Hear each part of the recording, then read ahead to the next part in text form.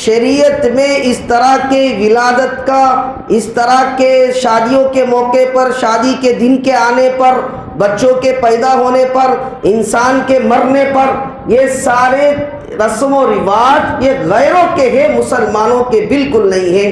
مسلمانوں کا اس سے کسی طرح کا کوئی تعلق نہیں ہے۔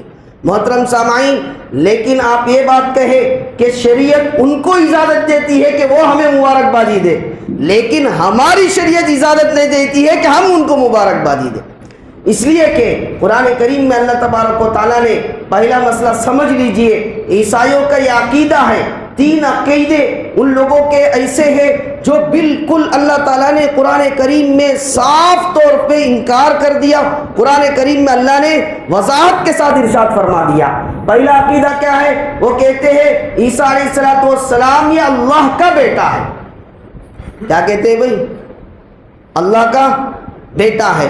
اور حضرت مریم یہ اللہ کی بیوی ہے۔ اور تیسرا کیا عقیدہ ہے؟ خود اللہ تبارک و تعالی حضرت مریم کا شوہر ہے، نعوذ باللہ۔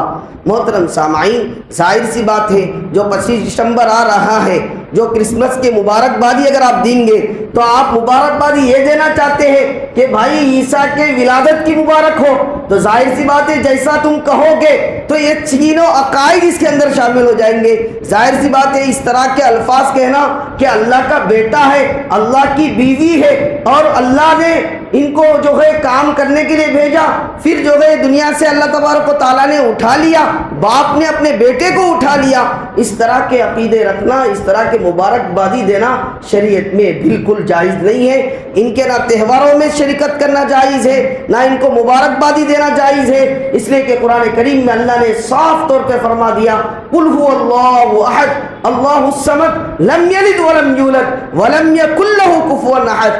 اللہ تبارک و تعالیٰ نے 6 پارے کا آپ اٹھائیں گے، شروع کے 3 صفحات کے اندر اللہ تعالیٰ نے یا اہل الکتاب، جو یہودی کے نظرات ہے، جو عیسائیوں کے نظریات ہے، اللہ نے اس کو واضح طور پر فرما دیا، فرمایا وَلَا تَقُولُوا ثَلَاثَةٌ، ان سے کہہ دیجئے کہ ان کے جو عقائد ہے کہ اللہ کا بیٹا ہے، اللہ نے پیدا کیا ہے، یہ بالکل نہیں ہے۔